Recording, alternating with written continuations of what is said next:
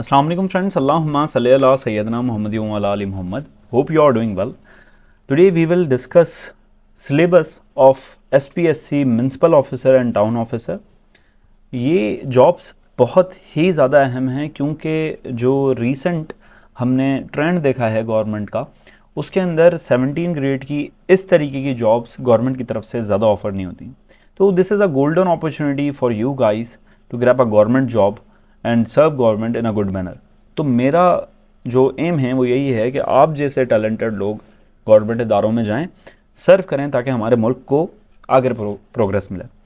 तो आज हम SPSC का जो सिलेबस है उसको डिस्कस करेंगे कि SPSC चाहती क्या है आखिर हमसे। देखें, सिलेबस मेरे ख्याल में इनको लिखने में मैं इसको SPSC को आई थिंक 4 से 5 मिनट लगे होंगे, क्योंकि सिर्फ यही लिखना था कि इंग्लिश आएगी और GK आएगी। इंग्लिश के 20 मार्क्स हैं और जो जनरल नॉलेज है हमारी उसके 80 मार्क्स हैं। तो मैं यही कहूँगा कि इसको भी हमने बुराइयाँ वगैरह हम बाद में कर लेंगे। अभी हमें जो फोकस करना है वो हमने अपने पेपर के ऊपर करना है और इस पेपर को पास करना है। तो आज हम इस वीडियो के अंदर इंग्लिश के पोर्शन का पोस्टमार्टम करेंगे।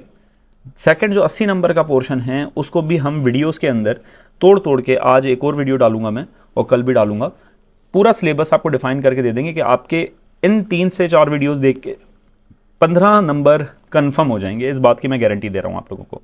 उसके लिए चैनल सब्सक्राइब कर लें ताकि वो वीडियो की नोटिफिकेशन आ जाए। तो इंग्लिश के ऊपर बात करना स्टार्ट करते हैं हम कि इंग्लिश के हैं 20 मार्क्स। अब देखें, इंग्लिश के पोर्शंस अगर देखते हैं पास्ट पेपर्स के अंदर, और एक बात मेरी याद रखिएगा कि SPSC के पेपर्स के अंदर नेगेटिव मार्किंग होती है। तो ये बात आपके जहन में हो कि जो लोग आपको ये कहते हैं कि जी पूरे MCQs करके आ जाएं या अगर आप थोड़े से भी श्योर हैं तो कर दें, तो वो शायद पता नहीं किस सेंस में कहते हैं, पर जो मेरा एक्सपीरियंस है, जो मेरी रिसर्च है, उसके मुताबिक अगर आप 60 to 65% श्योर हैं, ठीक है, तो आप उसके ऊपर लगा सकते हैं। इवन कि मैं कहूँगा कि 75% अगर आप श्योर हैं तब आप उसको क्लिक कीजिएगा। अदरवाइज़ वो नेगेटिव मार्किंग की वजह से आपका स्कोर हो सकता है नेगेटिव चला जाए और आप फेल हो जाएं। तो ये बात जहन में हो कि SPSC के अंदर नेगेटिव मार्किंग होती है। और एक और चीज़, जो इंस्ट्रक्शन, छोटी छोटी इंस्ट्रक्शन जो बड़ी इंपॉर्टेंस रखती हैं, कि जो आपका पॉइंटर होता है उससे पेपर कभी भी अटेम्प्ट मत कीजिएगा अपना जो आपका ये MCQs का पेपर होता है, क्योंकि जो पॉइंटर की इंक होती है वो जो मशीन होती है वो डिटेक्ट नहीं करती। जो बॉल पेन होता है आपने वही लेके जाना है। ज़्यादातर जो इस्तेमाल होगा वो ब्लू बॉल पेन आप लेके जाइएगा, उससे वो डिटेक्ट करने में आसानी होती है उस मशीन को। ये छोटी सी एक टिप थी वो आप लोगों के लिए, क्योंकि मेरी कोशिश होती है कि आप लोगों का स्कोर ज़्यादा है। तो अभी क्या सीन है कि हम इंग्लिश के ऊपर बात करें तो इंग्लिश का जो एक बड़ा पोर्शन है जिसकी वजह से आप बहुत ज़्यादा परेशान होते हैं वो है वोकैबुलरी का, सिनोनिम एंटोनिम। अब जो हमारे दोस्त हैं जो मुझे सुनते हैं या जो मेरे स्टूडेंट्स हैं वो इसको मिक्स करते हैं। वो कहते हैं कि सर सिनोनिम एंटोनियम या जो हमारे पास वोकैबुलरी आती है ये 2 अलग अलग चीज़, बल्कि ये अलग अलग नहीं है। अगर आपकी वोकैबुलरी स्ट्रांग होगी तो इट मीन्स सिनोनिम एंटोनियम आराम से कर सकते हैं। तो वोकैबुलरी इंप्रूव करने के लिए बहुत सारी इक्विपमेंट्स हैं, बहुत सारी बुक्स हैं, पर एक बुक मैं आप लोगों को बोलूँगा कि GRE की जो रिकॉर्ड है ना, वो SPSC हो, FPSC हो या कोई भी एग्ज़ाम हो, उसके अंदर बड़ा ज़बरदस्त है। 75 to 80% वोकैबुलरी इस बुक से आती है GRE की, ठीक है। तो ये बुक ख़रीदने सिर्फ वोकैबुलरी के लिए मेरे ख्याल में ये ज़्यादा बेहतर बुक है। आप ये डाउनलोड भी कर सकते हैं, आपको किसी भी वेबसाइट से आराम से मिल जाएगी वोकैबुलरी, GRE वोकैबुलरी। और जो मैं अपनी अगर मैंने जो बुक लिखी है मैं उसकी बात करूं तो मैंने उसके अंदर 250 वर्ड्स GRE से ही उठाए हैं। उसकी निमोनिक ट्रिक भी दी हैं, टेक्निक के थ्रू समझाया है उसको, ताकि आपको वोकैबुलरी याद करने में आसानी हो। रिलेटिव वोकैबुलरी कॉन्सेप्ट के थ्रू उसके अंदर हम लोगों ने कोशिश की है कि आप लोगों को वो समझा सकें। और बुक से रिलेटेड अगर मैं आपको बात करूँ तो ये जो अभी अल्टीमेट बुक लॉन्च हो गई है उसकी बुकिंग चल रही है। अभी मार्केट में आपको नज़र नहीं आई होगी ये बुक, पर आप ऑनलाइन अभी ऑर्डर दे सकते हैं। पब्लिशिंग के लिए गई भी है, बहुत मैं दिन रात कोशिश कर रहा हूँ कि जल्दी हो जाए, तो इंशाल्लाह ताला हो जाएगी। इसके अंदर मैं आप लोगों को इस बात की गारंटी दे सकता हूँ कि कोई सा भी एग्ज़ाम हो, आप पास पेपर में भी, इसका पास पेपर ही देख रहा था SPSC का स्क्रीनिंग का, 90% पेपर, मैं चैलेंज कर रहा हूँ ये बात, 90% पेपर इसी बुक से आप सॉल्व कर सकते हैं। 90 to 95%, जबकि ऐसा कर लें चलें 5 to 10% पेपर शायद कहीं और से आया हो, बाकी ये जो बुक हमने बनाई है ये अल्टीमेट ही है, खैर इसके ऊपर हम बाद में बात करेंगे।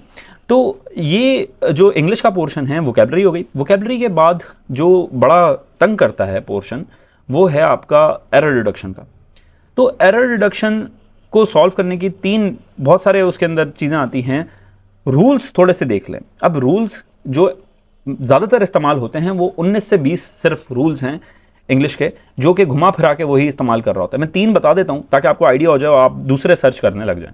बहुत सारे हैं, जितने भी आपसे हो सके उतने कर लें। 3 मैं बता देता हूं। जैसे सब्जेक्ट वर्ब एग्रीमेंट बहुत इंपॉर्टेंट है किसी भी एग्जाम के लिए, कि सब्जेक्ट के साथ उसका ही हेल्पिंग वर्ब और उसका ही वर्ब लगा हुआ हो टेंस के हिसाब से। सब्जेक्ट वर्ब एग्रीमेंट जो हो उसका वो प्रॉपर हो, ऐसा ना हो ही के साथ आप आर लगा दें।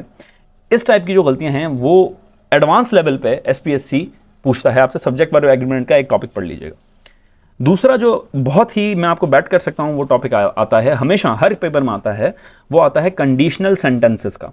तो कंडीशनल सेंटेंसेस बड़े गौर से देख लीजिए कि कौन से इफ वाले सेंटेंसेस, इफ क्लॉज कहां पर इस्तेमाल होता है। ये सारे सेंटेंसेस जो हैं 3 से 4 इसकी काइंड्स हैं, वो आप गौर से देख लीजिए। तीसरा जो बहुत इंपॉर्टेंट है वो डिग्रीज ऑफ एडजेक्टिव है। Degrees of adjective, first degree, second degree और third degree. First simple, comparative और सुपरलेटिव डिग्रीज का कॉन्सेप्ट देख लें कि सुपरलेटिव डिग्री के अंदर किस तरीके से हम लोग जो है इस्तेमाल करते हैं उसको, और उसका स्ट्रक्चर कौन कौन से हैं।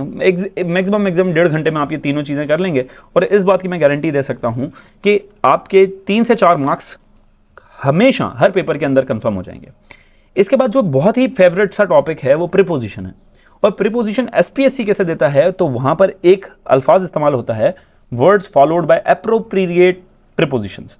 जैसे अफ्रेड है, अफ्रेड हमेशा अपने साथ ऑफ लेता है, he is afraid of travelling, वो ट्रेवलिंग से डरता है।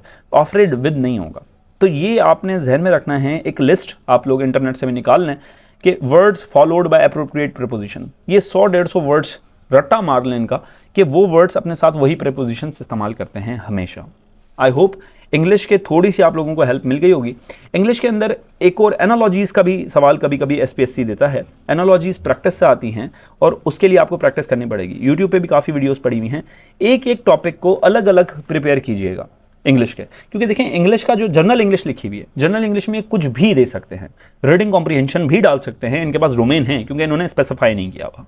ये स्पेलिंग मिस्टेक्स भी डाल सकते हैं और डालते हैं। और स्पेलिंग मिस्टेक्स कोई एलीट क्लास की आप ना देखिएगा, बम्बास्टिक वर्ड्स इस्तेमाल ना कीजिएगा, सिंपल रखें चीज़ें, सिंपल, और आप देखेंगे आराम से पास हो जाएंगे। देखें एक बात मेरी याद रखिएगा, आखिर में कोटेशन में आप लोगों को बता दूं कि extra ordinary people do not do extra ordinary work, they do ordinary work with extra ordinary well.